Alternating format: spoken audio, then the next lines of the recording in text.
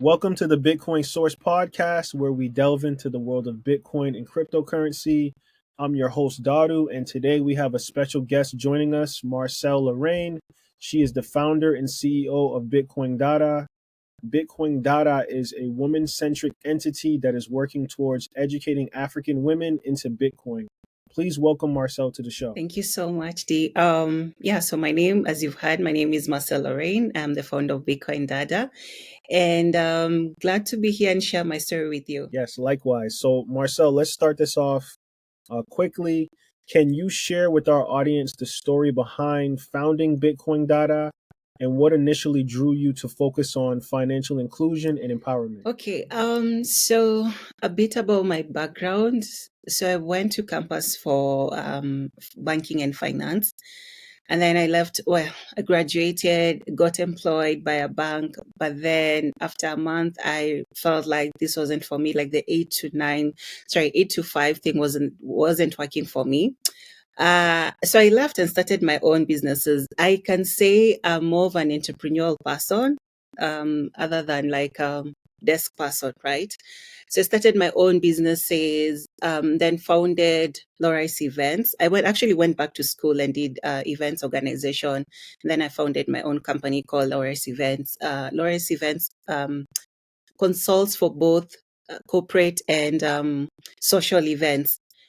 So fast forward, I was really struggling with my finances. I would say I'm really hardworking. So I would work really hard, get all these gigs and all that. But then again, after every year, I realized like I had nothing to show for it. And it was mostly because of, I'm saving in fiat. So at the end of the year, we have devaluation, we have inflation, we have taxes and all that.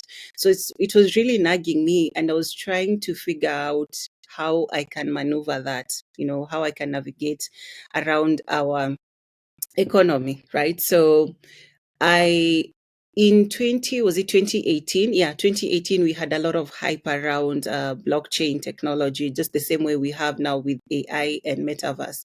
So there was a lot of hype around blockchain technology. And people are really, or organizations were really dumping any cryptocurrency, anything that dealt with blockchain was dumped in Africa. So a friend of mine organized for me this particular contract with a certain company that they were coming to launch their product in Kenya. So I organized that particular event, and then that is when I heard about decentralized finance. So the concept of decentralized finance really fascinated me. And I felt like, hey, this is like the answer to my problems. As a young entrepreneur trying to just live from that point of not living in the point of like hand to mouth to actually being able to buy property, expand her business and all that. So I felt like decentralized finance could actually help me with that. So unfortunately, I did not have like a North Star. I didn't have like a guiding star in the field. So what happened was I ended up investing my time and resources in different crypto companies and blockchain companies, which of course I lost money, but I also made some money on the side. It was the uncertainty that really fucked with my mind. Yeah, we are Bitcoiners, so we can say that. So it was the uncertainty of making money, losing money. It was like sort of gambling, right? So I was like, okay, maybe it's time to step back, actually try and understand this thing from my own point of view and not from other people's point of view, because I was working from the hype, what is happening in the space. So when we had the lockdown, of course I couldn't do any events, so I started doing forex trading. So I paid my bills with forex. And then on the side, I started learning about Bitcoin, and I chose Bitcoin at the moment because Bitcoin was the only crypto, if I may say that had not disappointed me so far. So I felt like there was some truth into the crypto space. I just didn't know what truth it was. So I decided, okay, fine, let me pick the mother currency, which is which is Bitcoin, and focus on that. So I started learning about Bitcoin online. I was listening to, actually learned a lot from YouTube. I started following people on Bitcoin Twitter, and all that. Yeah, Bitcoin Twitter is huge for people. From your perspective, why do you think there is a significant gender gap in the Bitcoin space, especially in Africa? After when the world opened up, after the pandemic, we had our first Bitcoin event in Kenya after the pandemic.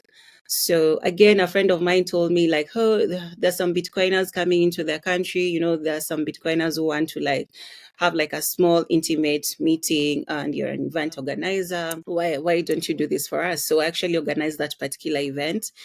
And during that event, I noticed there was a gender gap. Like I had been noticing, even with the crypto events, I had been noticing like there were very few females participating or attending the events.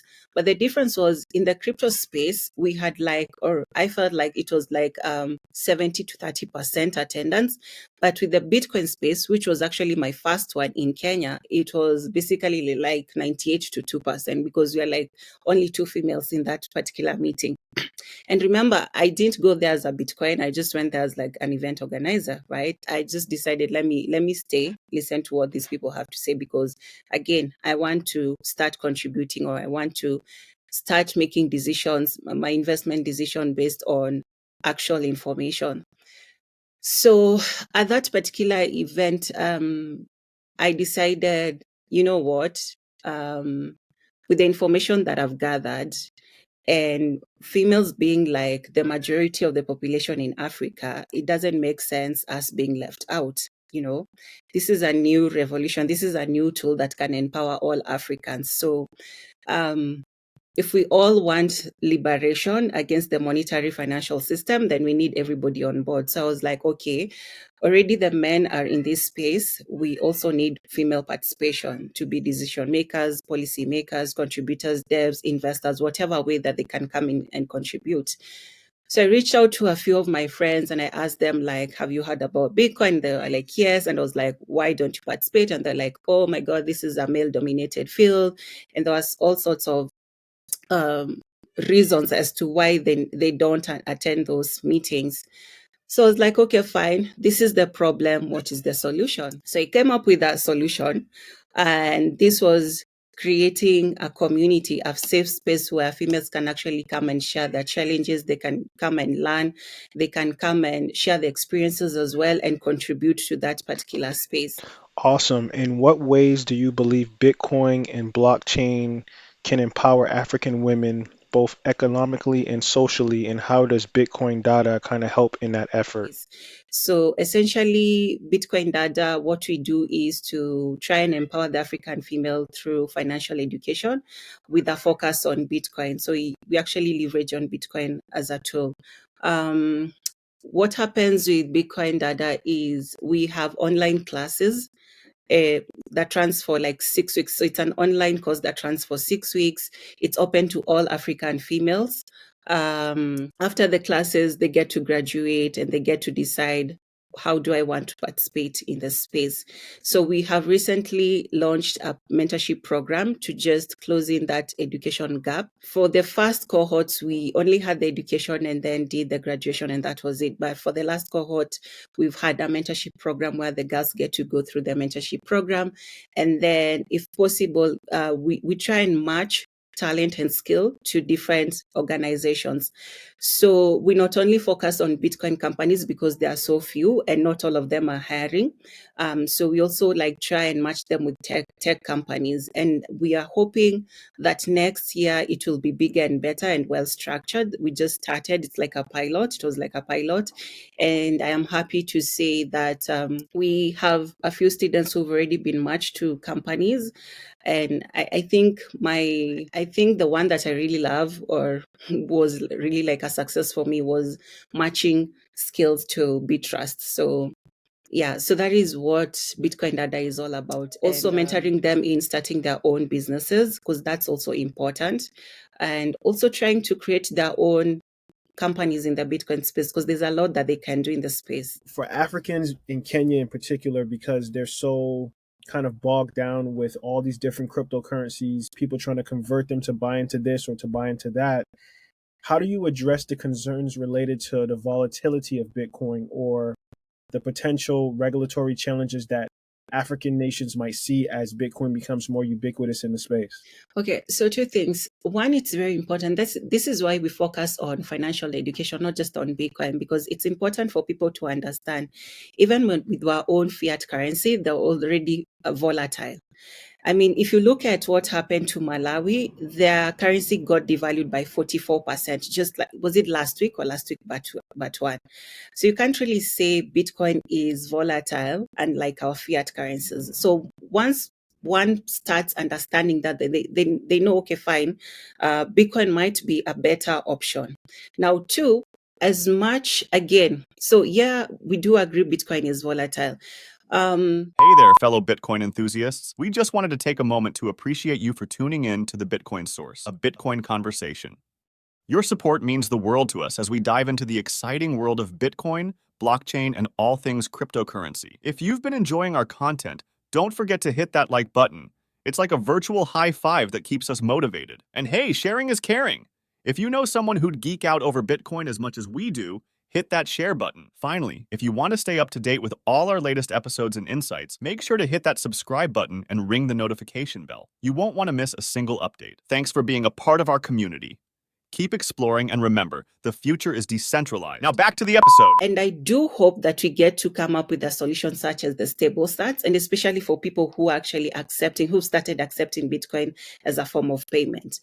I'll give an example of my students who are entrepreneurs. So what they normally do is accept like 70% in fiat and then 30% in Bitcoin, because they understand that if they want to like have a long-term savings, then they cannot do it in their own fiat currency.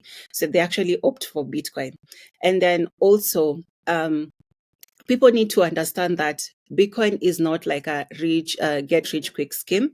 So if one is getting into the space, then you're not getting into it because you want to become a billionaire overnight or the next 1 month. Yeah. So if you're looking into maybe securing your wealth, then you have to have like a plan of maybe 5 years, 10 years. I think that will really help. Removing that concept or notion that if I actually buy Bitcoin today, the next year I'll be a billionaire.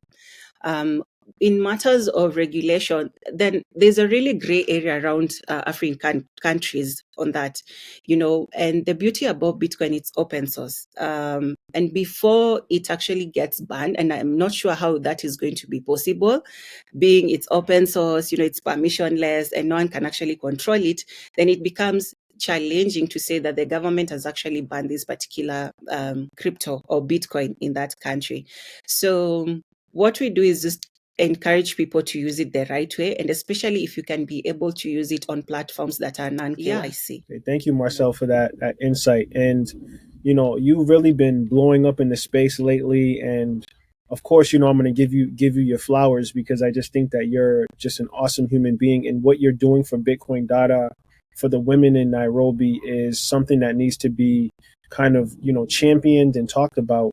And I think that other organizations, other institutional investors, or people that are curious to find ways to help Africa, to help women in Africa, have really been reaching out to you. So what was your initial reaction to receiving the $10,000 grant from the Human Rights Foundation? And you don't have to disclose this, but how do you plan to kind of utilize those funds to help Bitcoin Dada become even bigger? Okay, so first off, it's not just Nairobi alone. So Bitcoin Dada has spread its wings to other African countries.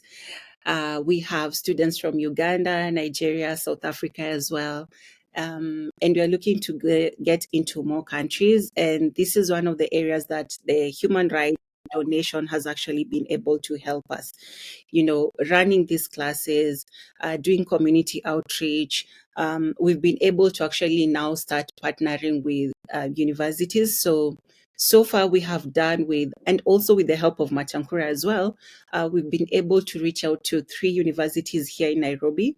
Well, one is not inside Nairobi, so I would say in Kenya, 3 universities in Kenya, and we've been able to actually teach them about Bitcoin and just trying to eradicate the misinformation that they get. Because the reason why we went for universities is because, one, they're the youths, and they are the most targeted when it comes to cryptocurrencies and all the shit coins, So I felt that it was important to also not only work with African women, but also the youth, because now with every cohort, it's like we are building leaders, right? We are building others, educators. We have now skills that the females are also becoming more confident in themselves. So instead of just like wasting this skill set that I already have, so what we normally do is what we've been able to do, of course, with the donations and the funds that we've gotten, is visiting these universities and also training them on what Bitcoin is and why Bitcoin is important and why not to get themselves into the crypto space blindly. And also what we've been able to do with their funds is, so initially, if you've actually followed Bitcoin Dada, initially I used to do everything by myself, but now I am able to have like a team of 4 individuals who are really helping me, all of course from former students of Bitcoin Dada, and I am able to pay them in Bitcoin. So that's like an income opportunity for the ladies, you know. And and of course, with the help or the donations that we might get in future, I'm hoping to expand again our outreach to not only the universities in Kenya, but also across the continent, and also set base in other African countries. A very good example of what we hope to do next year. So we already have like a team in Uganda. If you follow us, you'll notice that our last event or our last graduation ceremony, we had 3 ladies coming from Uganda to actually attend their own graduation. And so what we've done, because already they're like leaders, they're already educators. So what we've done is like come up with a community in Uganda that already has like 30 other females who are just waiting to go through the course again. So if we can have such leaders in every other African continent and not depend fully on Marcel, then that will be really, really great. So yes, receiving HRF funding was like a big thing for me. It was a big deal for me. I actually thought it was, I really didn't take it seriously until I actually saw the stats. So, because I got the email, in the middle of the night. I don't know what I was doing, but I'm a night owl. So anyway, so I got the email and it said, "Hi, we've accepted, blah, blah, blah. You'll be receiving this, this, this." And I was like, "Oh, okay." And then I see the announcements on their platform. I'm like, okay, so if it's out in the public, then this is real. And then they see the money. I'm like, wow, okay, so this is really happening. So it was a really big thing for me. And I must add that we also got funding from Samara Assets, whose CEO is Patrick Laurie, of which also was like a big, big deal for me and my girls as well, which again has enabled us to, expand our operations, because that is the main thing. As time goes by, the interest that we're getting from individuals, the interest that you're getting not only from individuals, but also from institutions, is becoming bigger and bigger, because now we're seeing people like companies wanting us to actually come and train their females. We hear this is a new concept and we don't want to like be left behind. Can you come and train this set of people, and all that like costs money. So I am glad that we do have supporters in this space. I am glad that there are people who actually see our vision, see our mission, and they're like, I want to support those ladies in Africa. Yes, I think that that's awesome. I'm so happy for you that, you're kind of receiving the recognition that you deserve. And I think that Bitcoin Data is going to do some really great things going into the next year. And I'm just happy to see that people are really acknowledging that and seeing the vision that you have put in the work to kind of get to a place where people can see Bitcoin Data not just something in Kenya that's blowing up, but it's becoming this global phenomenon for women all over the continent of Africa to find a place to actually learn and grow about Bitcoin. So Marcel, I wanted to ask you something too, that what I really love about your platform is that you have her Bitcoin stories, right? And you have a student that graduated from there that I found to be very intelligent, very entertaining, and that person is Sandra Mamai. And she talked about her story. She talked about her level of technical know-how. And I wanted to ask you, how does Bitcoin Dada structure its educational programs to cater to women with varying levels of tech or financial literacy? Good question. So that is where the mentorship program comes in. So the first stage is actually just go through the basics. And then after the education, after the graduation, then now we look at individuals as, with their level of interest. So are they technically inclined? Are they like more into maybe education and all that kind of stuff? So what we have, or what we are trying to do, is encourage them, like now apply to platforms or programs like BitTrust or Afro Bitcoin Fellowship Program. Actually, we have like a student who just got accepted by both BitTrust and the Afro Bitcoin Fellowship Program. So going through our platform or going through our program gives them more confidence that, I'm more inclined to the tech stuff. But now with the information that I've gotten from Bitcoin Dada, then I feel like I'm able to actually apply and start contributing, just as the males are in all these other tech platforms. So so that's how we cater for all kinds of interests, level of interest. So I know that you recently just came back from Ghana, and Ghana had a huge event, the African Bitcoin Conference. And what were some key takeaways or experiences that you had while taking the stage at the Africa Bitcoin Conference? Wow. First of all, let me say Ghana is a beautiful country. I love the people. Ghana is a beautiful country. I love the people. I love the culture. Oh my God, I love the food. I love the food. So yeah, props for Ghana. So I think meeting new people in the space, with the Bitcoin Twitter, you get to interact with people on X or Twitter, and then meeting them in the flesh is something different. Having conversations, um, around financial freedom is really something that I would say was like a highlight for me. The other thing I would say is having Jeff Booth, volunteer to come and train our ladies. So that was like a highlight for me, interacting with Jeff Booth and having him volunteer to come and train the ladies for us in the next cohort. I think the other thing that was a highlight for me, and this was like very emotional, was when one of the guests, I would call them like a guest, he had bought the books from Zonda, the author of Bitcoin for Kids. And he had bought books for his nieces. And he came up to me and told me, I want you to sign these books because I feel my nieces would be really encouraged that a female is taking part in this space. So for me, that was really touching. Having signed, it's like now doing like an auto signature for them. So yeah. What else would I say about my experience in Ghana?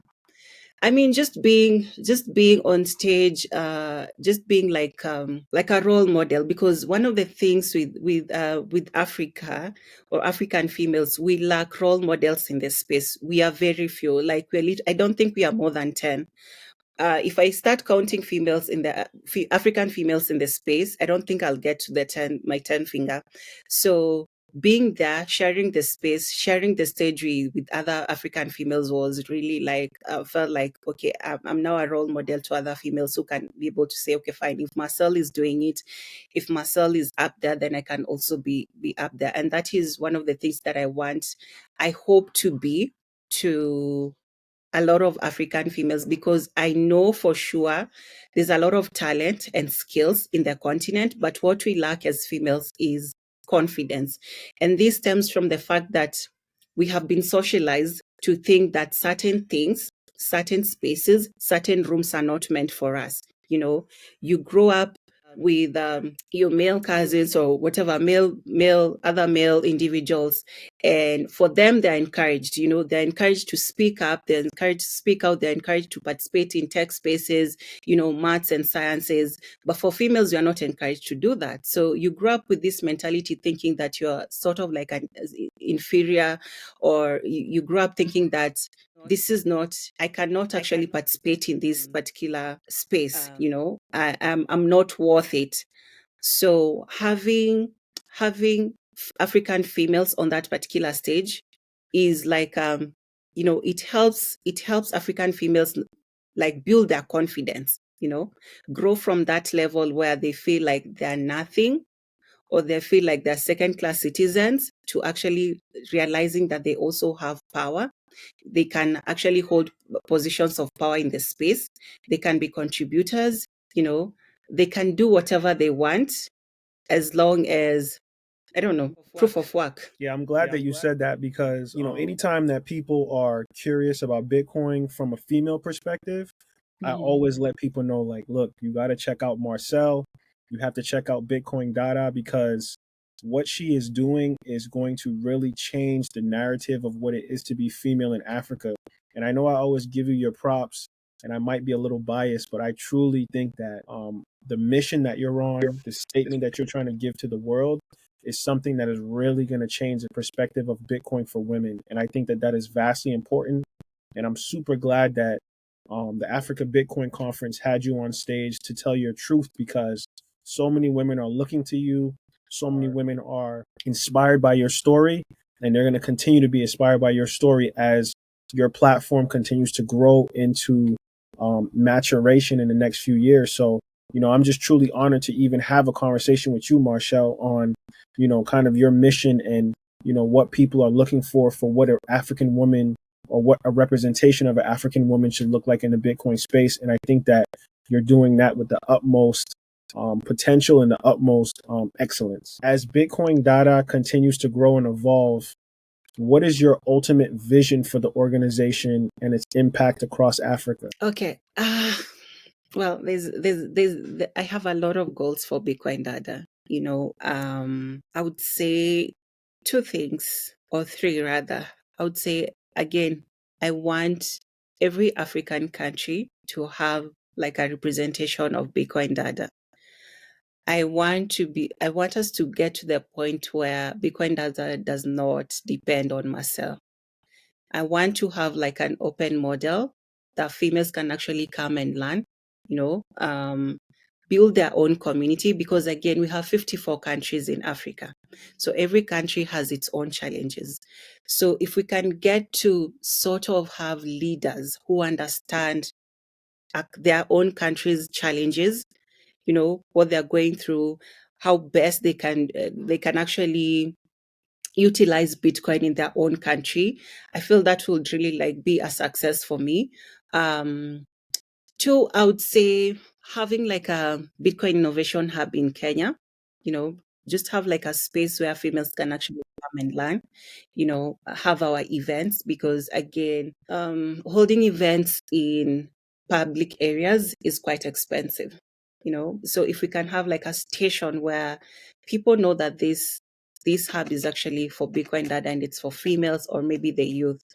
Lastly, I would say, and this is really like a big thing, probably should have started with this. So and especially this, I want to do this next year, and it's more on matching organizations with talent and skills, having the ladies get an equal opportunity in the space for me, in the tech space as well. That is like the biggest dream I have for Bitcoin Dada. And I think that is what will create like the biggest impact. And I would say this, when you empower like an African female, or when you empower a female or an individual, you not only empower that individual, but you're essentially empowering the community. So it's not really about, the end goal is not really about making females better. It's actually making the continent better. I agree with that 100%. And that's well said from, the boss lady herself. And my last question for you, Marcel, is how does it feel reflecting on your journey from the founding of Bitcoin Dada to now being this recognized voice on global platforms, discussing financial freedom and women's empowerment? Well, I would say it's really emotional for me, and especially when I get to see my students, growing, because it's more of like dealing with it's an analogy, like having babies and then seeing them go through universities and getting a job or creating their own life. It's almost the same thing. So when I started Bitcoin Dad, I wasn't really sure how far I would go with it. I just saw a problem and I decided to let me try and solve this. And I would be honest with you, when I started Bitcoin Dada, it was more of I'm just going to try. I'm not sure if it's going to work. I don't even have the proper information around this technology, but there's a problem that needs to be solved. Will I get people along my journey to help me? I am not sure, but all I'm going to do is try. So being at a level where I am getting the help, I am getting the recognition. My students are actually starting to build their own names, with their own skill set. For me, it's really like, it's truly emotional. I am so happy that we have gotten to this level, and I'm saying we because my students are also part of my success story, right? Without them, there will not be any Bitcoin Dada. So I am happy that we have gotten to this level, and I can't wait to see where we will be at 5 years from now or 10 years from now. Yes, I agree. I think that Bitcoin Dada's future is very bright, and interviews like this and people reaching out to you and you getting more acknowledgement in the media is only going to make Bitcoin Dada that much more special and that much more impactful for the community. And of course, you're going to see more people reaching out. You're going to have more opportunities to kind of empower women to get into those tech-based jobs, those Bitcoin-based jobs. And, Africa is a melting pot of talent. And I always tell people this all the time, that some of the most intelligent, insightful people are coming out of Africa, and Kenya is no different. Nairobi is no different. Uganda is no different. Ghana, Zimbabwe, they're just everywhere. And Bitcoin Dada is doing their part. Other organizations are doing their part. And I just really am happy and hopeful for the way that Africa is kind of becoming this beacon for Bitcoiners. And, a lot of the FUD, a lot of the disinformation about what a woman is in Bitcoin, what an African woman is in Bitcoin is being debunked by people such as yourself, Marcel. And I just want to thank you and commend you for being on the Bitcoin Source and having this conversation, because anytime I talk to you, I'm always inspired. I'm always motivated to continue to push forward. And I just want to tell you on air, like, that's kind of what you do for me in this space. Every time I speak to you, I become more motivated and more inspired. So thank you, sister. I appreciate it. Oh, thank you. Thank you for having me here and allowing me to share my story, to the masses. Yes, likewise. So once again, for all those out there, this is the Bitcoin Source. Please like, share, and subscribe if you find that this video or Marcel's story is insightful.